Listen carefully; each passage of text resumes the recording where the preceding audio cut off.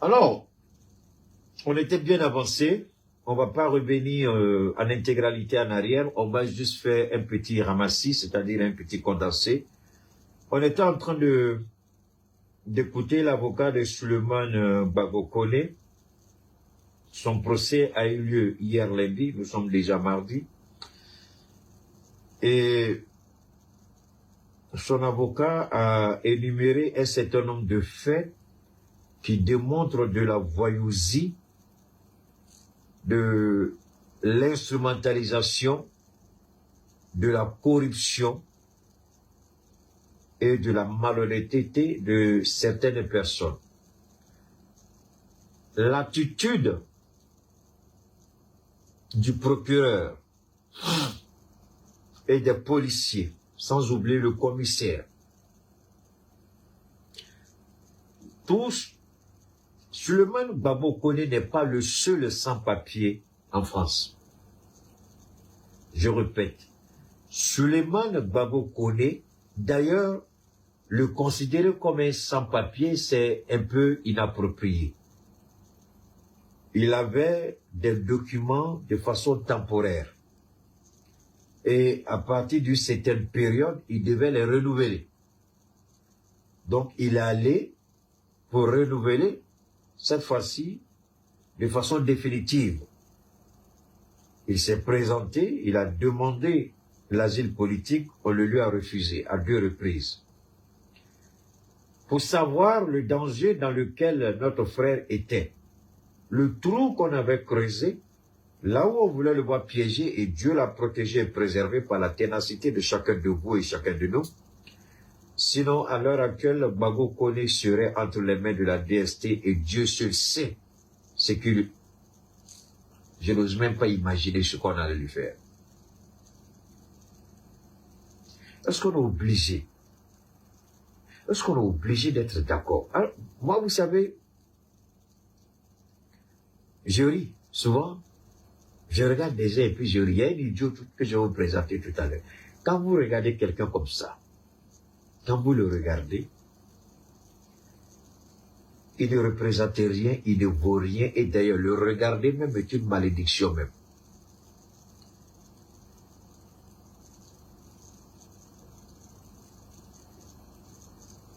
Vous allez tout comprendre.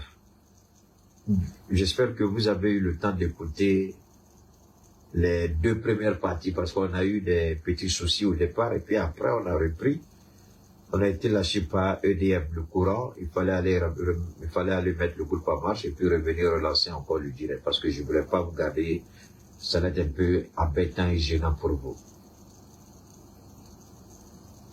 Son avocat est en train de parler de la procédure, ce que nous avons développé un peu, la nullité de la procédure, c'est-à-dire le caractère illégal de la procédure, la violation même de l'application de la procédure dans pareille situation. C'est pas un terroriste, c'est pas un voyou, c'est pas un criminel de grand chemin. Son seul tort, c'est de porter Laurent Gbagbo dans son cœur. Son seul tort, c'est de soutenir le PPAC. Son seul tort, c'est d'aimer autre personne qu'Alassane Ouattara. Parce que quand il est arrivé en France, il est arrivé en tant que RDR. C'est ce que ses amis disent. Il est arrivé en tant que RHDP ou RDR, je sais pas trop. Et l'avocat dit ça fait à peu près 7 ans qu'il est arrivé. À peu près 7 ans. Ça veut dire qu'il est arrivé après après la prise de pouvoir de Ouattara. Je ne dirais pas après l'élection de Ouattara parce qu'il n'y a pas eu élection. Donc après la prise du pouvoir de Ouattara par les armes. C'est là que chacun doit se poser. Si ça fait 7 ans qu'il est là-bas, Ouattara il est au pouvoir, ça fait 15 ans maintenant. 15 ans. Donc ça veut dire, le premier mandat de Ouattara, il était en Côte d'Ivoire. Donc c'est quand Ouattara a commencé son 2e mandat, que lui, il allait en France. Si nous regardons bien la date, on dit ça fait 7 ans. Ouattara au pouvoir, ça fait 15 ans. Donc, Ouattara a pris le pouvoir il y a 8 ans, quand il a quitté la Côte d'Ivoire. C'est-à-dire, premier mandat de 5 ans, plus les 3 ans du 2e mandat. Alors, pourquoi il a quitté la Côte d'Ivoire alors? Qu'est-ce qui l'a poussé à quitter la Côte d'Ivoire? Vous voyez, ici, c'est pas seulement le Gbagbo qui a le problème. Mais le fond du problème, il est ailleurs. C'est eux là qui se sont sacrifiés pour que ce voyou de président là arrive au pouvoir par les armes, aidé par la communauté internationale et les jeunes gens qui se sont sacrifiés.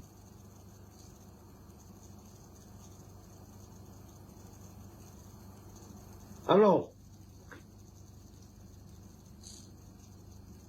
ce qui est important ici, on a entendu son avocat parler. On va brièvement revenir sur les propos de son avocat. Bon, voilà. Nulité concernant les conditions d'interpellation. Je vous ai quitté précipitamment parce que le centre de rétention a l'obligation en tant qu'administration de transmettre toutes les pièces du dossier au juge. Et curieusement, il y a eu une pièce substantielle qui manque. Comme par hasard. Ce qui fait que j'ai fait une diligence de l'eau. Cette pièce, c'est cette pièce-là. Waouh! C'est cette pièce-là. Voilà, c'est cette pièce-là. Cette pièce-là. Et j'ai demandé au chef du CRA de transmettre par voie électronique cette pièce-là au juge. Parce que nous, on doit le faire contradictoirement. Et comme l'audience a été levée, c'est à l'administration de dire au juge, effectivement, la pièce qui manquait, je vous la transmets par courrier électronique. Comme ça, effectivement, cette pièce-là fera foi lors du délibéré. Amen. Voilà. Pour vous, aujourd'hui, quelles sont les chances de probabilité de l'indépendance de M. Souleymane Gbagbo Koné? Alors, nonobstant l'absence de cette pièce, qui est quand même importante, puisque nous avons quand même plaidé une assignation à résidence, qui signifie tout simplement que M. Koné, au regard de sa situation administrative, n'a pas effectivement à rester dans un centre de rétention. Amen. Il justifie d'un billet pour le Mali, et donc il peut organiser sereinement son voyage. Voilà. Et, alors, je m'arrête là. C'est là que ça devient intéressant.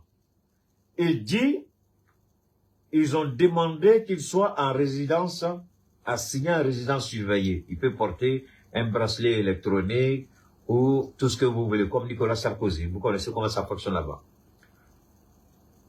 Et il y a un billet qui a été déjà un billet ouvert. Un billet ouvert, ça veut dire quoi? Vous achetez le billet, mais il n'y a pas de date. Quand vous êtes prêt à partir, vous confirmez votre départ, donc automatiquement, on vous réserve une place, vous venez et puis vous embarquez, vous êtes parti. Donc c'est un billet ouvert. Il a un billet ouvert, c'est ce que le monsieur dit, pour préparer sereinement son départ sur le Mali. Nous savons tous que Souleymane, on ne va pas lui donner papier en France. Arrêtons de blaguer. Ils ne vont pas lui donner papier. Ils ne vont pas lui donner papier. Alors, là où ça devient intéressant, là où chacun doit se poser la question, vous dites qu'il est en situation irrégulière et il était retenu dans un centre de rétention, c'est-à-dire sur le point d'être extradé. Mais entre-temps, on vous dit, ah, il y a un pays qui propose de le recevoir, en l'occurrence, un pays de l'AES. Moi, je pense que cela aurait dû être applaudi par son avocat, par le procureur, autant pour moi. Mais pourquoi le procureur fait appel? Posez-vous cette question. Pourquoi faire appel?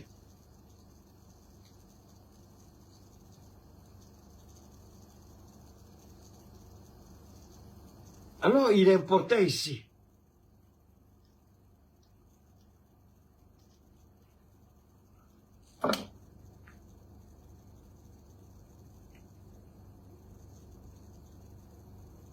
Donne-moi une seconde.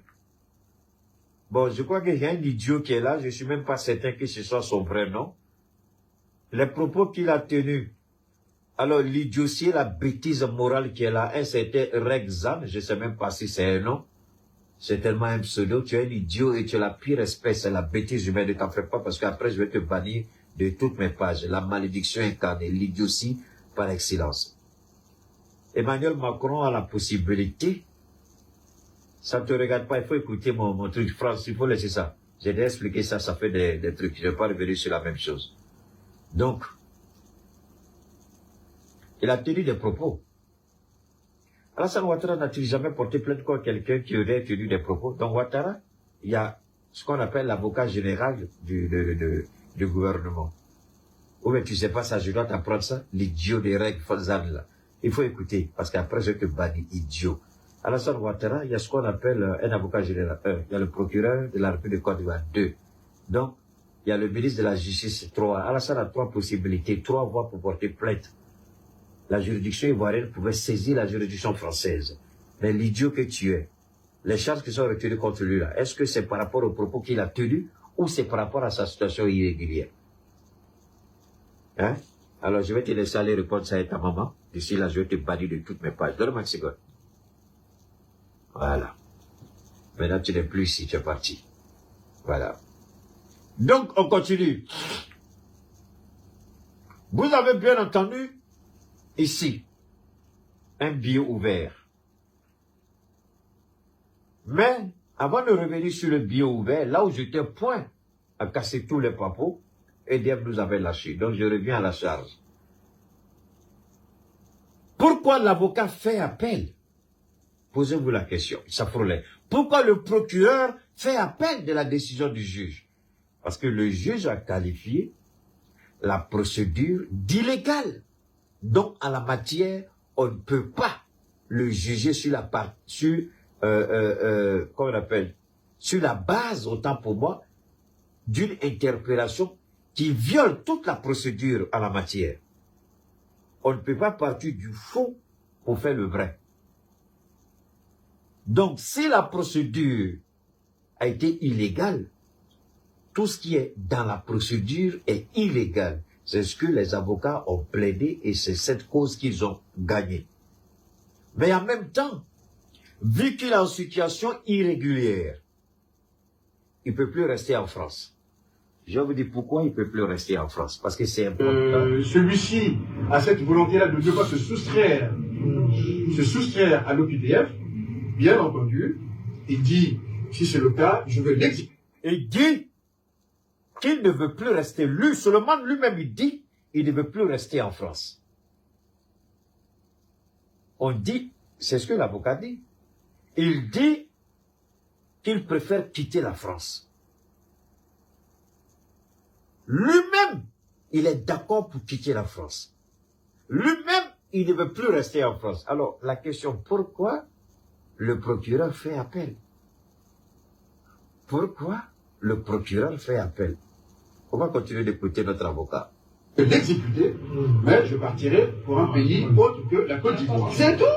Parce que ce qui l'attend là-bas, ce sont des traitements inhumains. Alors, pourquoi le procureur veut absolument que... Pourquoi le procureur fait appel? C'est pour empêcher Souleymane Gbagbo d'aller dans un pays de son choix, mais pas d'être forcé et être extradé en Côte d'Ivoire. Parce que quand vous prenez l'argent de Ouattara, vous mangez. Quand vous avez pris l'argent corrompu, les Français, ils ne sont pas au-dessus de la corruption, c'est des hommes. Quel président a été élu en France et sa campagne n'a pas été financée par des Africains? Donc quel juge, quel procureur ne peut pas être corrompu? Ils sont tous corrompus. Le préfet a été corrompu. C'est sous la base de la corruption qu'il a demandé à des policiers de faire le guet devant le portail du jeune homme. Sinon, pourquoi aller rester devant la résidence de quelqu'un, perdre votre temps de 15h à 20h dans votre véhicule, si comme c'est un voleur, c'est un criminel, c'est un voyou, c'est un bandit, alors que lui-même, il n'a jamais refusé de se soumettre à la procédure administrative afin de régulariser sa situation. Pourquoi alors faire le guet? C'est qu'on voulait le kidnapper. On voulait l'enlever. Et Dieu merci, le bruit qu'on a fait a eu des échos. Et les échos ont eu des répercussions. Et les répercussions ont été favorables pour notre jeune frère. Sinon, il serait aujourd'hui en Côte d'Ivoire. Dieu seul sait ce que Peter 007 a vécu. Alors, quand Ouattara vous récupère et puis après vous relâche, vous n'êtes plus un être humain. Je me demande si Peter 007 a toute sa faculté aujourd'hui en tête. C'est pourquoi j'ai dit ce que je crains. Dès le premier jour de mon intervention, j'ai dit faisons tout qu'il ne soit jamais extradé en Côte d'Ivoire. Mais est-ce qu'on peut forcer quelqu'un à aller dans un pays, même si c'est son pays? Parce qu'en fait, regardez bien, même s'il est ivoirien, est-ce que c'est à partir de la Côte d'Ivoire? Je repose la question. Est-ce que c'est à partir de la Côte d'Ivoire qu'il est entré illégalement en France? Non. Il n'a pas pris un vol à partir de la Côte d'Ivoire. Donc, si logiquement, on veut le ramener, il peut dire, d'accord, la voie que j'ai choisie pour rentrer en France, je préfère suivre la même voie pour retourner en Afrique. Parce qu'en fait, il n'a jamais embarqué à l'aéroport international Félix Houphouët-Boigny pour la France. Non. Non. Il est passé par la mer comme beaucoup de gens. S'il est passé par la mer, ça veut dire que c'est le Mali, c'est par le Mali qu'il est passé. Mali, Libye, hein? Vous connaissez la suite. Si tel est le cas, la Côte d'Ivoire ne peut pas l'obliger à retourner en Côte d'Ivoire. Non, ça c'est juste le bon sens avant d'aller sur le droit. Ça c'est d'abord le bon sens. Je répète, le procureur peut vouloir. Le procureur, merci beaucoup à... Le procureur peut vouloir, je le répète, le procureur peut vouloir, je répète, le procureur peut vouloir faire appel, c'est son droit, parce qu'il a reçu l'argent. Il faut qu'il justifie l'argent qu'on lui a donné. Alors, pour que vous compreniez bien ce qui est en jeu, je vais revenir ici encore. Où est cette partie-là? Cette partie, vous devez l'écouter. Voilà, c'est cette partie-là. Cette partie-là, vous devez l'écouter. Vraiment pas content. Vous, les autorités, voilà, vous êtes en quoi même? Un mort qui parle comme ça, sans papier qui... Boya, boya. C'est quoi cette histoire? Regarde ce petit bâtard-là. Hein? Pourquoi vous êtes pas allé jusqu'au bout? Vous laissez ce maudit-là rentrer à la maison, Jean, assigné à la résidence. Pourquoi? Mais bon, c'est pas fini. Ah, bon. C'est même pas fini. Faut pas passer quelqu'un qui va te prendre du jour au rendez-vous encore pour t'emmener. Rien n'est fini. Tu es sans papier. Même si tu fais 20 ans ici, tu n'auras jamais de papier. Maudit, là. Quand tu es insulté à la Ouattara, tu me fais mal dans mon cœur chaud. Tu as la chance. Mais c'est pas fini. On va t'emmener. Vous voyez? Quelqu'un n'aime pas. Tu vas aller répondre. Alors, moi, excusez-moi, hein. Alors, j'espère que vous pourrez le regarder quand même. C'est bien. Regardez quelqu'un comme ça. Bon, regardez-le bien. Je vais vous... Regardez-le. Voilà. Regardez-le. Alors, ça, c'est enfant de quelqu'un. Ça, c'est un être humain. Ça, voilà quelqu'un qui dit qu'il vit en France.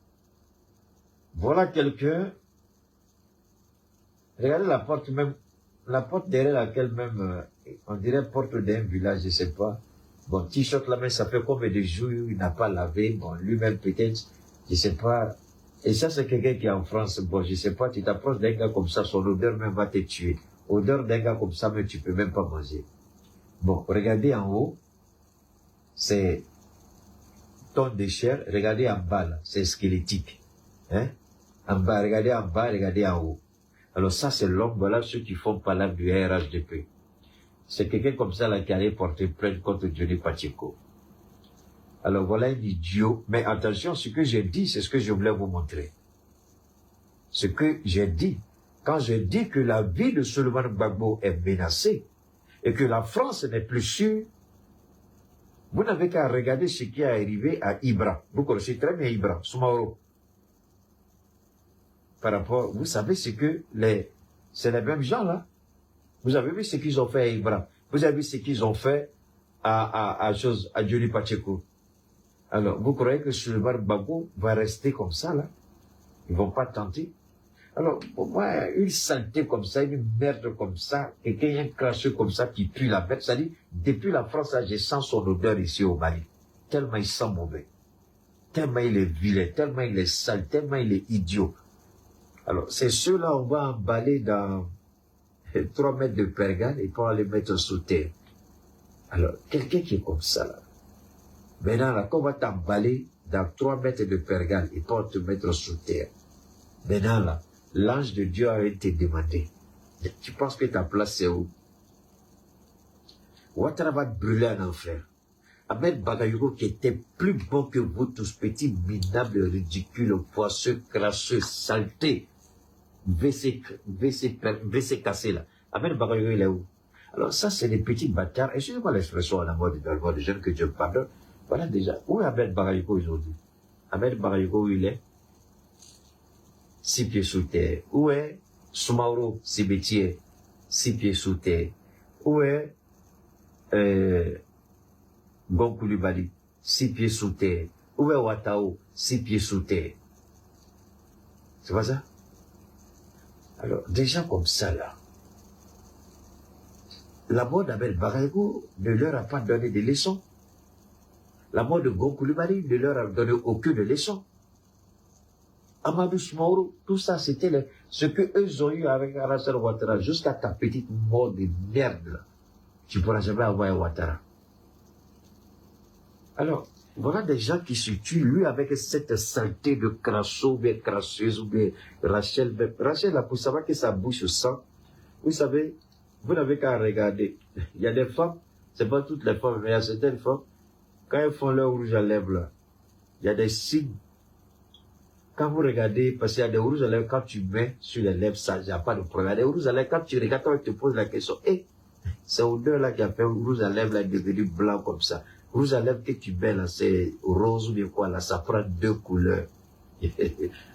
Au bout des lèvres, et puis légèrement à l'intérieur, tu dis, ça devient un peu blanc façon là. Quand ça devient blanc façon là, c'est gaz qui sort là, qui rend ça blanc. Rachel Kalassou, quand elle parle là, regardez bien. Elle, voilà les deux qui vont ensemble. Elle, lui, là. Des animaux, des moutons, des idiots, des ratés, des pervers, des dévergondés. Ça, c'est, la vie s'arrête à ça. Alors, je voulais juste vous faire écouter cette merde, cette canaille-là qui ne comprend pas grand-chose. Alors, ils vont continuer à frapper jusqu'à ce qu'ils tuent quelqu'un en France. Et ça va arriver, faites-moi confiance. Je ne sais pas qui ils vont tuer, mais ils vont tuer quelqu'un. Marquez date.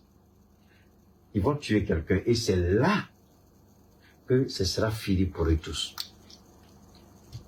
Parce que j'ai dit, dans bêtises ils font là, ils vont tuer quelqu'un un jour. C'est là qu'ils sauront qui a mis l'eau dans le coco. Alors, analysons cette bête-là, cette maladie morale-là, cette perversion humaine-là. Il dit même si Suleiman Gbagbo fait 20 ans en France, il n'aura pas papier, 30 ans, il n'aura pas papier. Mais il faut être maudit pour rester dans un pays comme la France pendant 20 ans, 30 ans, pourquoi faire? Il démontre ici tout ce que je suis en train de dire de lui, il le confirme à travers ses propos. Est-ce qu'on a besoin? Cette merde-là, est-ce qu'il peut m'arriver à la cheville? Moi, je suis au Mali, j'ai pas besoin de la France. Dieu me donne mes millions au Mali. Je vis comme je veux. Jusqu'à sa petite mort de merde, il ne sera jamais comme moi. Permettez-moi de me vanter un peu. Parce que quand vous avez des canailles comme ça, ils se disent, oh la France. Donc sans la France, tu n'es pas quelqu'un. Sans la France, tu ne peux pas arriver. Sans la France, tu ne seras rien. Mais il y a combien de milliardaires dans nos pays qui n'ont jamais mis pied en France?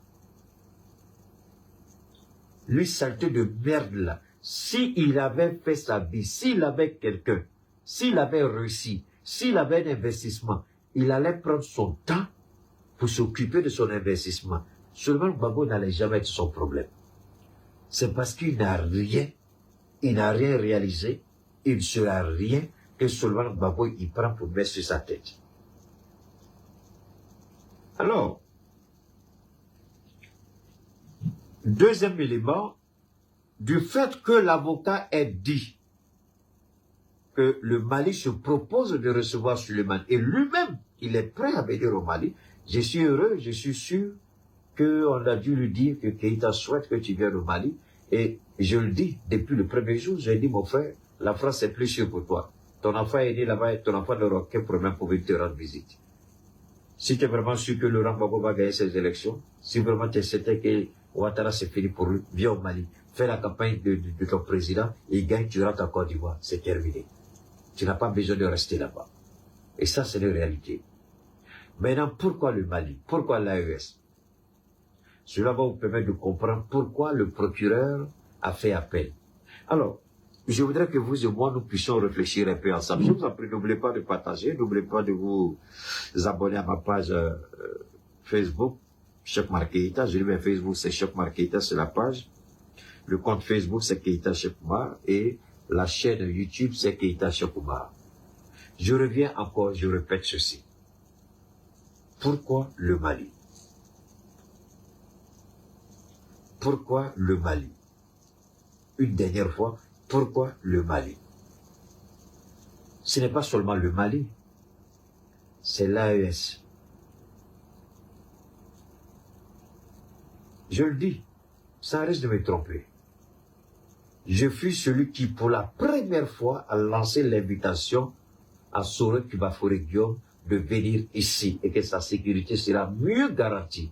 Le jour où il devait atterrir en Côte d'Ivoire et son avion a été dérouté sur le Ghana, il a dit du Ghana, on ne lui a même pas permis de sortir de l'avion parce qu'il voulait rentrer par voie terrestre. Nana Addo Akufo a donné l'ordre de ne pas le laisser sortir. Il n'est pas sorti. Et son avion est reparti avec lui. C'est là il a dit que l'avion a failli se cracher avec eux. Et quand Soro a compris, Soro a finalement accepté la main tendue de l'AES. Quand son passeport a été annulé, nous on lui a donné un nouveau passeport diplomatique. Il est venu. Nous aujourd'hui, on a l'un des meilleurs services de renseignement au monde. Tu ne peux rien savoir de nous. C'est quand tu sous-traites ton renseignement avec la DGSU que les gens sont au courant de ce que tu fais. Mais Soro est venu chez nous ici dans le Sahel sans que personne ne soit au courant. Les gens l'ont vu comme ça.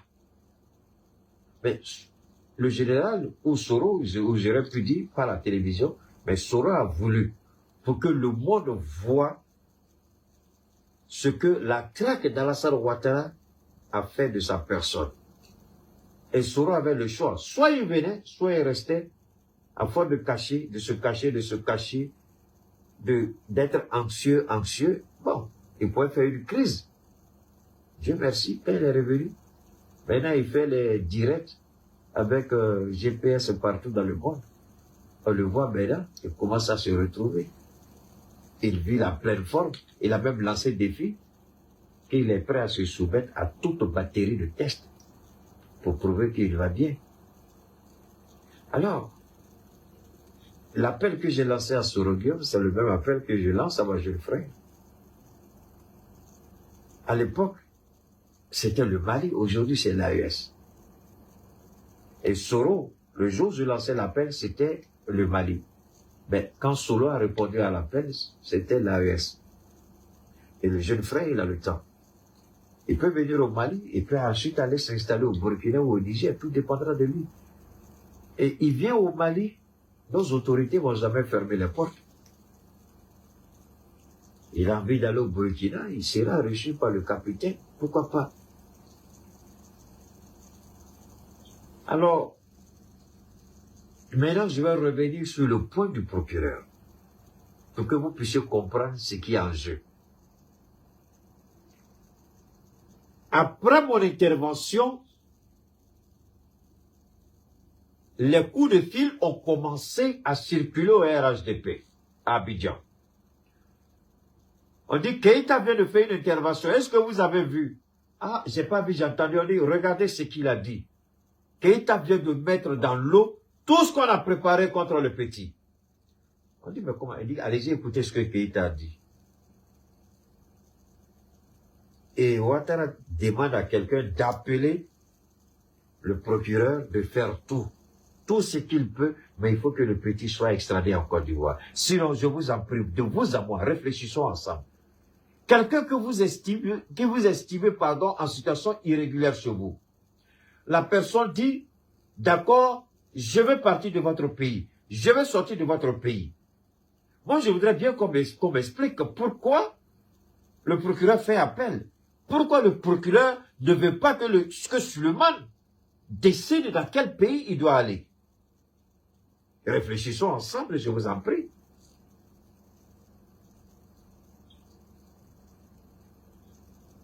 Attends, réfléchissons. Pourquoi le procureur fait appel?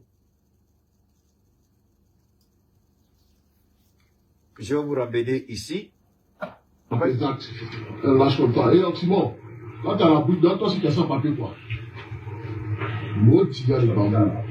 La famille, la victoire n'est pas encore effective parce que le procureur vient de faire appel. Voilà, le procureur se comporte comme Fatou Bensouda.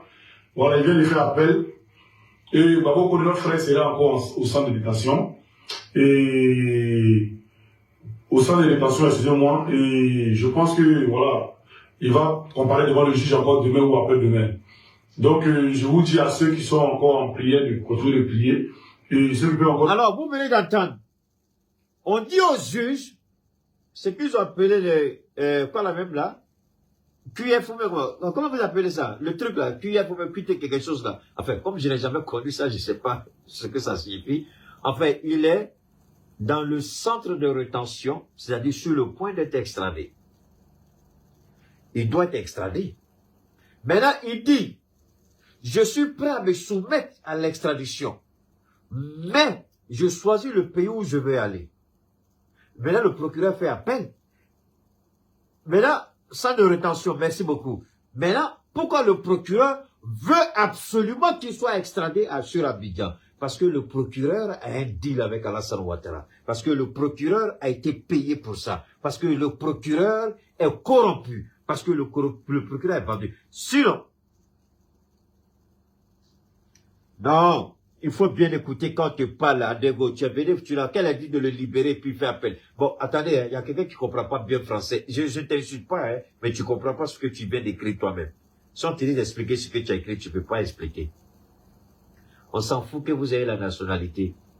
Ça ne veut rien dire, mon frère. OQF, merci. On s'en fout de la nationalité. Vous êtes libre d'aller partout. Regarde-moi quelqu'un. Alors, est-ce que Edward Snowden n'est pas en Russie? Il n'est pas né américain? Il n'a pas la nationalité américaine? Hein? Il a choisi la Russie, non? La Russie l'a accepté, non? De quoi tu parles, mon petit? Quand vous êtes en face de Keïta, là, arrêtez de dire des bêtises, je vous en prie. Ah, obligation de quitter la France. OQF, merci beaucoup. Merci. Faut pas venir parler ici, il est ivoirien, et puis quoi? Et puis quoi? Soro n'est pas ivoirien. Soro est où? Il n'est pas dans l'âge. C'est-à-dire, l'histoire est là. Et puis vous dites des trucs. Vraiment, je vous en prie, grandissez, réfléchissez. Ah, bon, moi là, les gens qui sont idiots, je n'ai pas dit que tu es idiot, hein. Les gens qui sont tarés, bouchés là, ne venez pas m'écouter. Parce que ici, là, nous, on met la barre à un niveau. Si vous ne pouvez pas supporter ça à cause de Dieu, allez-y, ne faites pas de commentaires idiots. D'accord? Voilà, merci. Obligation de quitter la France. Ok, d'accord, merci. Merci les gars. Alors, ici, il dit, quelqu'un dit, parce que le juge dit de le libérer. Mais le juge n'a jamais dit de le libérer. Il faut écouter ce que son avocat a dit. Il y a une procédure. On dit, on ne veut pas qu'il reste dans le centre de rétention administrative.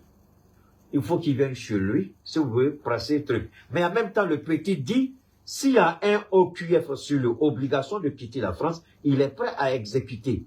Maintenant, si le petit avait dit qu'il veut contester ça, là, ce que tu dis là, ça peut tenir. Petit, le français c'est pas compliqué, hein. On dit quelqu'un a l'obligation de quitter la France. Il dit, je suis prêt à partir. Le monsieur dit, permettez-le d'aller chez lui, et à partir de chez lui, il s'organise, et puis, il quitte la France. puisque l'obligation de quitter la France, lui dit, si c'est ça, il n'y a aucun problème. Il est prêt à quitter, mais il ne va pas en Côte d'Ivoire. Mais attendez, vous êtes, tout le monde sait. Personne ne sait pas ce que tu es ivoirien, tu es obligé de rester en Côte d'Ivoire.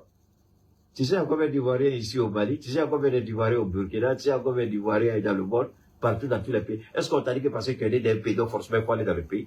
Aucune loi en France n'oblige un ressortissant d'un pays, même s'il doit être extradé. Il a le droit de dire, moi je ne veux pas aller dans mon pays, je vais. Maintenant on demande au pays, est-ce que vous voulez le recevoir? Maintenant quand vous venez écouter Keïta là, soyez intelligent et puis laissez Keïta parler, d'accord? Soyez intelligent et soyez patient. Sinon, vous continuez, Keïta va vous humilier. Il s'en fout, hein, parce que quand il fait son direct là, c'est un fou. C'est qu'il y a dans sa tête là. C'est déjà tracé par Dieu. Donc, faut pas venir contester ici. Hein? Conteste si tu connais mieux que Keïta. Si tu connais pas mieux, faut t'aider. Maintenant, que peut-il se passer? Le procureur peut vouloir dire, le Mali n'est pas d'accord. Et le Mali répond, nous sommes d'accord. Soro Guillaume n'a pas été en procès. Il a choisi librement. Isaac Okofi n'a pas été en procès, il a choisi librement. Plein d'Ivoiriens ont choisi librement d'aller s'établir dans tous les pays. Mais comme notre jeune frère est en procès, on peut dire, le Mali n'est pas d'accord. Mais c'est faux, le Mali n'a jamais dit qu'il n'était pas d'accord. Le Mali est d'accord. Maintenant, son avocat peut apporter la preuve que voilà, les autorités maliennes sont prêtes à recevoir le jeune Souleymane Gbagbo sur le territoire malien. Et puis c'est terminé. La France ne peut pas l'obliger. Donc, et si nous disons à son avocat, parce que c'est pourquoi le billet, il y a un billet, donc le billet veut tout dire. Le billet d'avion, le Mali est prêt à le recevoir. C'est ce billet-là qu'il a présenté au juge. Et il va chez lui, il s'organise, et puis il va. Et puis il rentre au Mali. Maintenant, s'ils disent, ils veulent pas qu'il quitte le centre de rétention administrative, nous on s'en fout. L'avocat est là-bas, l'avocat dit d'accord, si vous voulez pas, c'est pas un problème. Le Mali fait un laissez-passer, en plus de son billet. Parce que pour embarquer dans l'avion, il faut voir si tu n'as pas de passeport, il faut avoir un laissez-passer. Donc le Mali, pour voir tout de suite un laissez-passer, d'accord? Et puis il monte dans l'avion, je prends ma belle voiture, ma très belle Mercedes. Je suis le seul à avoir ça au Mali. C'est pas Blondie dans tu as ça, tu tapes photo. Si tu as vu deuxième, c'est que c'est deuxième mai. Et puis je vais accueillir le petit à l'aéroport. Donnez mon numéro à l'avocat, il n'a qu'à lui donner. Il le met dans l'avion, il n'a qu'à m'appeler. Je vais le prendre à l'aéroport, puis je l'amène chez moi le temps qu'on le loge. Mais pas là qu'il y a ici.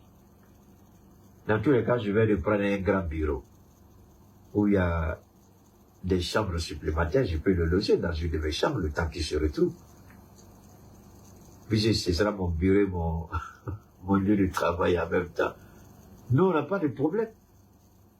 Donc, que l'avocat se prépare encore parce qu'ils vont vouloir contester le billet sur le Mali. Ils vont vouloir contester sa décision, alors que la décision lui appartient.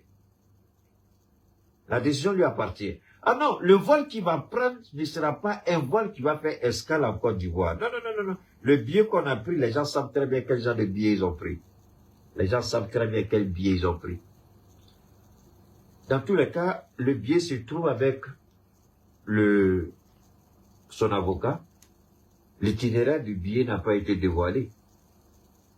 Parce que l'avion ne doit faire escale ni en Côte d'Ivoire, ni au Sénégal, ni en Guinée. Guinée-Conakry, je veux dire. Je répète, l'avion ne doit faire escale ni en Côte d'Ivoire, ni au Sénégal, ni en Guinée-Conakry. Encore moins en Guinée-Bissau. Mais trouver un moyen pour que l'avion, en tout cas, on va trouver, s'il veut, on va faire Ethiopian Airlines ou tout ce qu'ils veulent, de là-bas, il arrive quelque part, on change notre billet, on le fait descendre un pied, on prend notre billet, on fait balader les gens, on le ramène. Parce qu'il ne faut même pas qu'on sache, dans son vol, même les gens peuvent aller même dans son vol. Les gens peuvent rentrer dans le même avion que lui. Donc, la vie de Souleymane. Alors, moi, d'abord, arrêtons même de penser au retour de moi. Je ne dis pas extradition. Moi, je refuse. il décide de rentrer en Afrique chez lui, c'est terminé. Arrêtons même de penser même au retour de Suleiman chez lui. Si Suleiman Gbagbo, selon eux, un sans-papier en France, est capable de mettre tout un gouvernement qui a fait 15 ans au pouvoir, après avoir... Attendez, est-ce que vous savez les 15 ans de gestion du pouvoir de Ouattara? Est-ce que vous savez l'argent liquide qui est passé dans la main de Ouattara? Si on vous dit, vous allez crier, vous allez tomber à la renverse. Y compris tous les crédits, tout, l'argent qu'il a géré. Et ça, ce n'est pas quelqu'un, c'est les chiffres qu'eux-mêmes ils ont donnés. Les gens, ils ont pris, ils ont additionné. C'est plus de 200 000 milliards. Vous avez bien compris. C'est pas bon. Le porte-parole du PDCI, la dernière fois, il a calculé. Et ça, c'est sur la base des chiffres que Ouattara lui-même a donnés. Près de 200 000 milliards. Alors, qu'est-ce qu'il a fait avec tout cet argent? Alors, oublions même ça. Comment, merci, ni au Bénin, comment quelqu'un qui dit qu'il a construit la Côte d'Ivoire, quelqu'un qui dit qu'il a fait de la Côte d'Ivoire un petit paradis, comment un sans-papier, avec son petit téléphone, c'est lui qui crée la panique à Abidjan.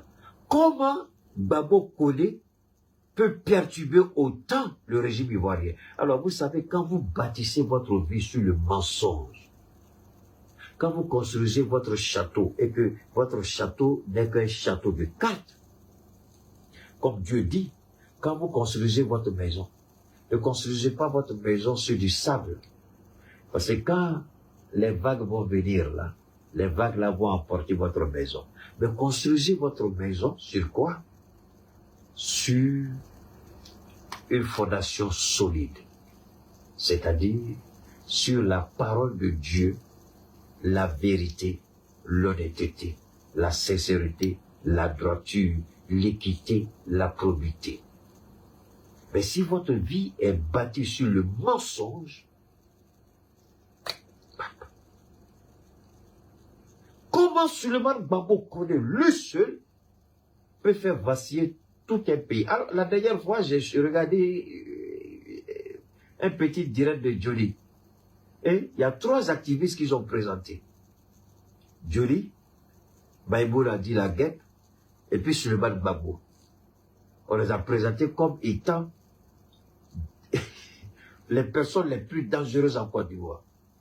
Moi, je pensais que c'était sur Roguium, je pensais que c'était sur le de Paris, je pensais que c'était... Donc, les activistes RHDP qu'on paye à des millions, continuent de voler l'argent du pays. À quoi sert le rôle de ces activistes? Les prostituées qu'ils ont autour d'eux à Abidjan pour berver les jeunes, à quoi ça sert? Non, moi je veux savoir comment 3 personnes dans 3 pays différents. La guêpe, elle est aux États-Unis. Gbagbo Koné, lui, il est en France. Joly, lui, il est en Finlande. Comment ces 3-là arrivent à démonter le RHDP? Donc, le RHDP n'a pas été construit sur une fondation solide, c'est-à-dire la vérité, la probité, l'honnêteté, la droiture, l'équité, mais sur le vol, le pillage, le mensonge, la corruption. Alors, ça fait honte. Je comprends pourquoi Ouattara refuse que Gbagbo soit candidat. Je comprends pourquoi Soro est l'homme à tuer, à abattre. Donc, dès que vous n'êtes pas d'accord avec ce vaurien, alors je vous interdis désormais de dire qu'il est burkinabé. Je suis désolé, il n'est pas burkinabé. Un burkinabé, selon la définition étymologique, c'est quelqu'un d'intègre. Le Burkina Faso, c'est le pays des hommes intègres. Ouattara ne peut pas être burkinabé, parce qu'il n'est pas intègre, il n'est pas honnête. Donc, je répète, Ouattara n'est pas burkinabé. Il est quelque chose d'autre, mais il n'est pas burkinabé, parce que les burkinabés sont intègres. Ce sont des hommes de parole et de conviction. Vous n'avez qu'à regarder le capitaine Ibrahim. Vous n'avez qu'à regarder l'ancien ministre de la fonction publique. Vous n'avez qu'à regarder l'actuel premier ministre. Vous n'avez qu'à regarder aujourd'hui la jeunesse burkinabé. Alassane Ouattara n'est pas burkinabé. Il ne l'est pas, il ne l'a jamais été. C'est menteur. On ne sait pas qui il est, parce qu'il n'est pas ivoirien aussi. Il appartient à une race de personnes que Dieu lui-même a déjà maudit. Des menteurs, des voleurs, des corrompus, des traîtres et des apatrides qui n'appartiennent. Il va attraper le pays des gens forcés. Je suis ivoirien, c'est notre pays. Maudit, c'est pas ton pays, menteur là, c'est pas ton pays. C'est pas ton pays. La Côte d'Ivoire n'a jamais été ton pays. Sinon, il faut nous expliquer. Quand tu as été directeur adjoint du Fonds monétaire international, on t'a pas choisi parce que tu as... C'est ça le problème. Il dit, attendez, il y a quelque chose qu'il dit souvent, il dit, on ne peut pas rentrer au Fonds monétaire sans une enquête de moralité. Oui, ça c'est dans les textes. Mais qui choisit le directeur général du Fonds monétaire? C'est la France. Et Houphouët avait son mot à dire, qui doit être le directeur adjoint côté Afrique, zone Afrique.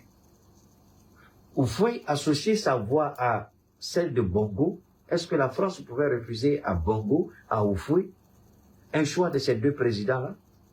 Si Ouattara ne sait pas comment elle a été choisie, moi je vais lui dire comment elle a été choisie pour être directeur adjoint du Fonds monétaire. Ce n'est dit par compétence, dit par équité, encore moins par probité. C'était le choix des deux présidents pour que tu veilles sur leurs intérêts. Parce qu'après, qui l'a appelé du Fonds monétaire pour aller être vice-gouverneur de la BCEAO? C'est Thomas Sankara. Et quand Houphouët voulait le recruter, le vice-gouverneur, pour être le gouverneur à la mort de Fadiga, qu'est-ce qui a d'ailleurs causé la mort de Thomas Sankara? Posez-vous la question. C'est à cause d'Alassane Ouattara. Ce n'est pas seulement les déclarations de Thomas Sankara. Non, non, non. Les gens souvent présentent un discours comme le discours qui a tué Thomas Sankara. Non, non, non. Non. Rentrez dans l'histoire et interrogez bien l'histoire. Une des raisons principales pour l'assassinat de Thomas Sankara par Houphouët-Boigny, c'est le fait que Sankara s'est opposé et Sankara sait qui est Ouattara. Tuer Sankara, étouffer l'affaire. C'est pourquoi vous regardez Blaise Compaoré, aujourd'hui vous ne le reconnaissez pas, parce que Blaise Compaoré a fait trop de tort à l'humanité. Je ne dis pas seulement Burkina Faso, à l'humanité. Thomas Sankara n'était pas d'accord. Houphouët l'a forcé. Et mais après, il fallait le liquider. Sinon, il allait parler. Donc, Ouattara ne vient pas nous raconter sa petite vie de merde, parce qu'on sait comment il a été recruté comme vice-gouverneur de la BCEAO, et après comme gouverneur de la BCEAO. C'est Houphouët. Au Fonds monétaire international, comme directeur adjoint, c'est Houphouët. Donc, toute ta vie, là, c'est Houphouët qui t'a pistonné, qui t'a poussé, qui a fait de toi ce que tu es. Mais qu'est-ce que tu as eu en retour? Tu as copifié le vieux. Tu as pris sa petite. Celle que tu as aujourd'hui comme femme, là, la criminelle, menteuse ou voleuse, c'est la petite de Houphouët. Donc, faut pas venir nous parler de probité ici. Alors, la raison pour laquelle on veut Gbagbo Kone, Peter 007, ce qu'il a subi ne sera rien à côté de ce qui attend Souleymane Gbagbo. Steve Biko, ce qu'il est en train de subir ne sera rien à côté de ce qui est réservé à Kone. C'est pourquoi je plaide avec son avocat de faire tout, le maximum, je dis bien tout. Et vous qui êtes en France, je ne suis pas là-bas. Dites à Souleymane Gbagbo de ne pas boire et manger n'importe quoi. Je répète, si on ne peut pas le faire sortir, le maintenir, l'empoisonner est une possibilité. Il y a des poisons qui tuent à petit feu. Il y a des poisons, c'est pas sur place. Ahmed Bagayoko, c'était un cancer fulgurant. Gon Coulibaly, il a été tué à petit feu. Ouattao a été tué à petit feu. Chérif Ousmane est en train de mourir à petit feu.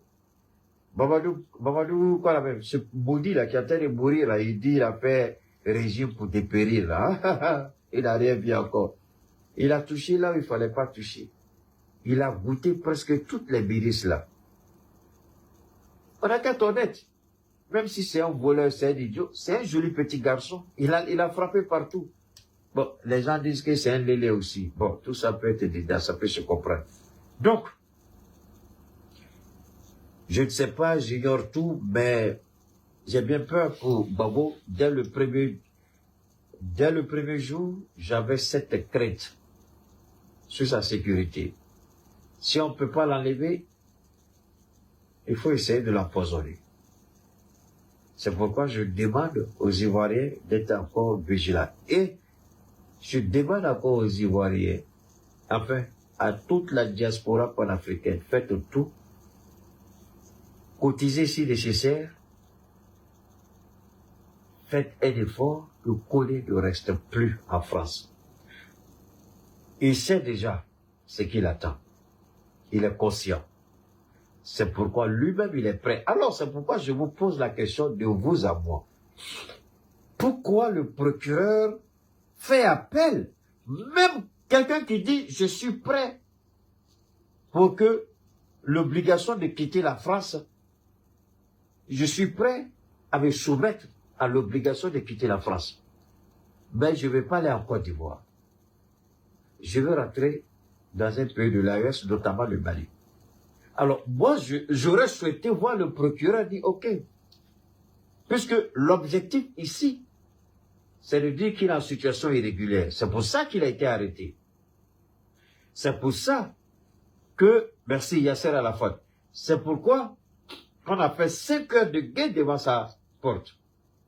C'est pourquoi il a été interpellé violemment. Alors la question est de savoir, les idiots qui disent que le procureur a fait appel parce qu'on ne veut pas qu'il soit dans la réserve surveillée. Soyez plus intelligent que vos lèvres, si je vous en prie. Soyez plus intelligent que la parole qui sort de votre bouche. Si réellement, c'était qu'il était en situation irrégulière, est-ce qu'on avait besoin de faire 5 heures devant sa porte, attendant l'occasion pour lui tomber dessus avec brutalité? Alors qu'on sait le numéro de son appartement, puisque il a donné son adresse, son adresse de résidence, le préfet l'avait. Il n'y avait rien en lui qui était caché. On pouvait frapper à sa porte, lui donner une convocation. Mais pourquoi on voulait forcément le kidnapper et le faire sortir de la Côte d'Ivoire? Donc, on a voulu profiter de sa situation irrégulière pour régler 2 cas. Le premier cas, le cas Macron. Le deuxième cas, le cas Ouattara. Donc, on va profiter de sa situation irrégulière pour l'extrader en Côte d'Ivoire. Arrivé en Côte d'Ivoire, Ouattara va se charger de gérer le cas Macron avec lui-même son propre cas. C'est la raison pour laquelle le procureur a fait appel. Parce qu'il dit, je suis prêt à me soumettre à l'obligation de quitter la France, mais j'ai choisi le pays de destination. Je ne veux pas aller en Côte d'Ivoire. Voilà pourquoi le procureur, il veut trouver d'autres moyens, d'autres superfuges, pour que le juge refuse qu'il soit accepté dans d'autres pays. Mais attendez, à l'idiot de procureur, au vendu de procureur, au procureur corrompu, malhonnête, criminel, sans foi ni loi, petit bâtard de procureur là, écoute ici. Est-ce que tu peux lui donner la preuve que Souleymane Gbagbo, quand même qu'il est ivoirien, que c'est à partir de la Côte d'Ivoire qu'il est rentré en France?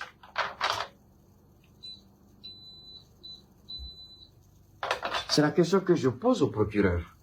Est-ce que le procureur peut apporter la preuve que c'est à partir de la Côte d'Ivoire que Souleymane Gbagbo est rentré illégalement en France? Alors, si vous voulez qu'il soit extradé directement en Côte d'Ivoire, ayez la preuve qu'il a quitté, parce que pour que vous décidiez de le balancer en Côte d'Ivoire, c'est-à-dire que vous voulez suivre la trajectoire qu'il a empruntée pour arriver en France.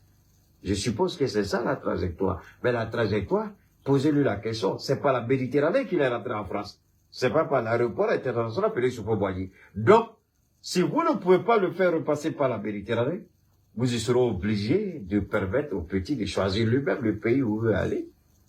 Dans la mesure où il n'a plus envie de rester en Europe, il veut rentrer finalement en Afrique. C'est une bonne chose. Mais puisque vous ne pouvez pas prouver qu'il a pris un vol. Mais s'il a pris un vol à partir d'Abidjan pour Paris, c'est qu'il n'est pas rentré illégalement en France. C'était là le cas. Ah, j'allais oublier. Il paraît que quand il a quitté la Côte d'Ivoire, il était RDR. Mais ça, c'est après 8 ans de pouvoir de Ouattara. Puisque ça fait 7 ans qu'il est en France. Et Ouattara au pouvoir, ça fait 15 ans. C'est parce qu'il n'est pas satisfait de la gestion de Ouattara. C'est parce qu'il conteste la gestion de Ouattara.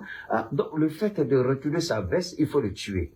Ah, vous êtes mauvais. Alors avec ça, vous voulez que Dieu vous accompagne. Avec ça, vous voulez que Dieu soit avec vous. Avec ça, vous voulez que Dieu vous accorde tout ce que vous avez. Votre crasseuse, maudite, corrompue. Ah, Slawa, Yawa. Ah, Yawa. Crasseux, Rachel, pardon, va laver ta bouche parce que l'odeur de ta bouche là arrive ici. Dites à Angèle Crasseux que l'odeur de sa bouche là est en train de couper mon appétit. Dites à Taliban Choco, il a qu'à se laver au moins un jour dans sa vie. Parce que quand je sens son odeur, même ça coupe carré. Taliban Choco. Et regardez comment il apparaît. Ça, c'est un gars qui se lave pas. Il est sale, il sent, il pue, et puis c'est un gars. Ayez pitié de votre corps, Taliban Choco. Pardon, il faut avoir pitié de ton corps.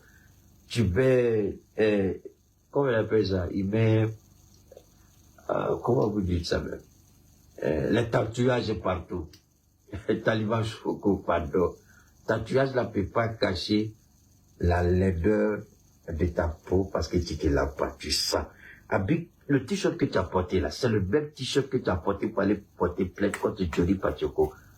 Ça fait 2-3 semaines, le même t-shirt là, tu portes ça toujours. Ah, Taliban, ça va dire pardon, va te changer. Ah, lunettes là, va pas te rendre jolie.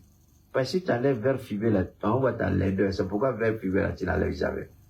Ce même t-shirt là, ce même pantalon, il l'avait porté. Allez-y, regardez. Le jour, il est sorti pour monter comme chose, il allait porter plus. C'est même chose, il l'avait porté.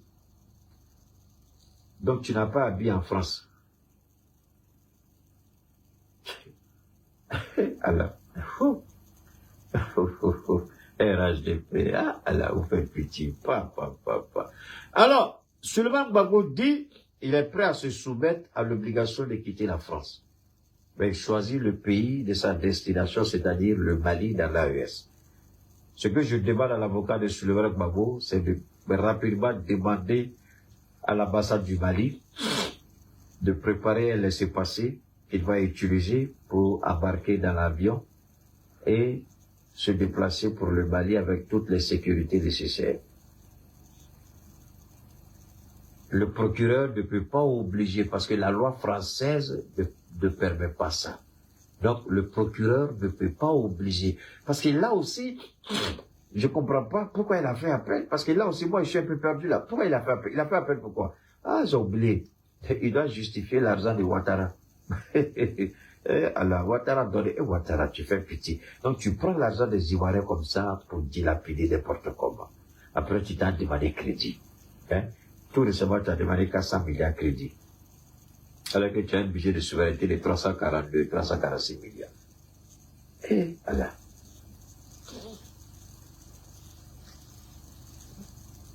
Ok, si le laissez-passer du Mali est déjà prêt, alhamdoulilah, il n'y a aucun souci. Donc, c'est terminé, c'est bon. Si le laissez-passer est déjà disponible, il n'y a aucun problème, c'est bon. Donc, j'aurais bien voulu, la CDA aussi, avec Ambalo, ce qui se passe, mais c'est pas, on a trop de soucis.